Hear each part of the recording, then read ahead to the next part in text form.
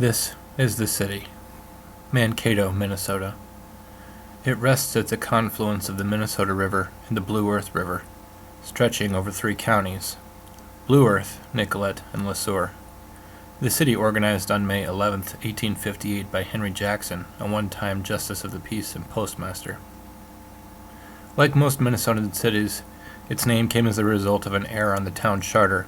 The city clerk mistyped the indigenous name for the famous nearby river, known to all, apparently, except for him. A clerk wields tremendous power in the 19th century, Middle America, and so no one could change the town's name.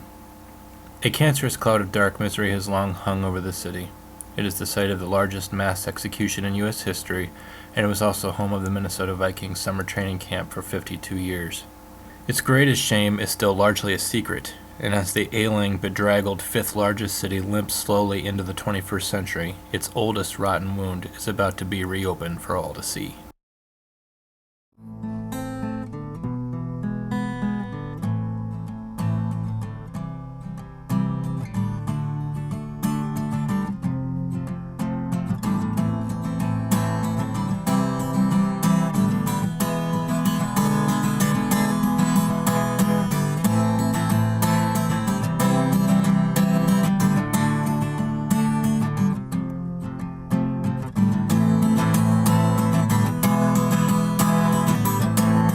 Alright, let's cut it out right there. I wanted to take some time to address Dewey's latest criticisms of me. Appears we have a little bit of a war here.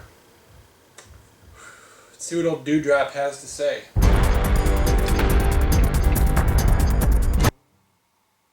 You didn't think I was gonna let those comments in the Flan video go, did you? It's pronounced flan. You think I was just gonna let that go?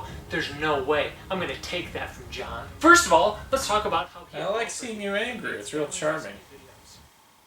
Talk about how he adulterated the Bates family recipe videos. That Flan video was supposed to be fun and entertaining and lighthearted, and you know what he did? What he always does. Made it depressing and sad.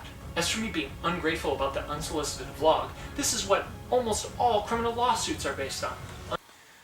No, most criminal lawsuits are based on crimes. Pretty sure that self-expression isn't a crime unless the First Amendment died from coronavirus. What you're thinking of is called a tort. Unsolicited action. Disingenuous. Lying. Yeah, I think those things are fair to say about anyone that doesn't go by their real name. Or, an alias, in other words. Most of you could know that this guy's name really isn't Dewey. But I'm going to tell you something else that's a bombshell. His name's not either.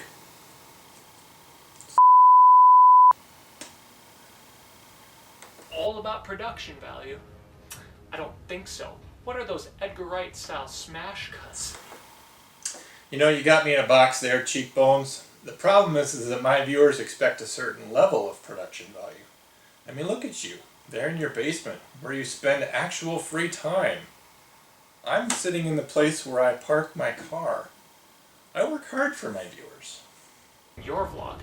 Is that real life? Is that how real life is portrayed? I don't think so. And as far as feeling depressed after watching one of my own videos, maybe you are only depressed because your videos are lacking something. So as far as depression goes, maybe you do feel depressed.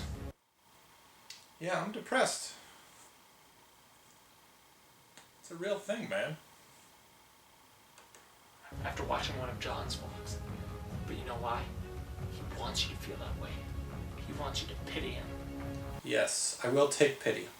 I will really take any form of caring in a world in which I feel this alone. I'll take cash too, though. You don't have to feel like you have to be real or vulnerable with me for a few minutes or anything. I don't ask for your pity.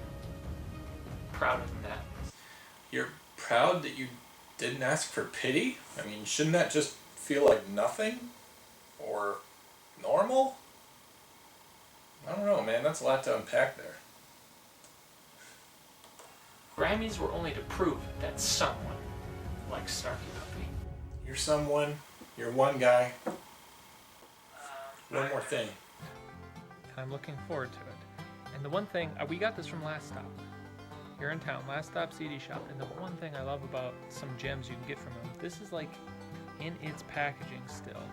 It's like one of these. Every time you go to Last Stop or a pawn shop and you find something in its original packaging and in its original cellophane, you can bet that it was shoplifted from a local store and fenced for some drug money. Probably methamphetamines, which is a pretty bad drug.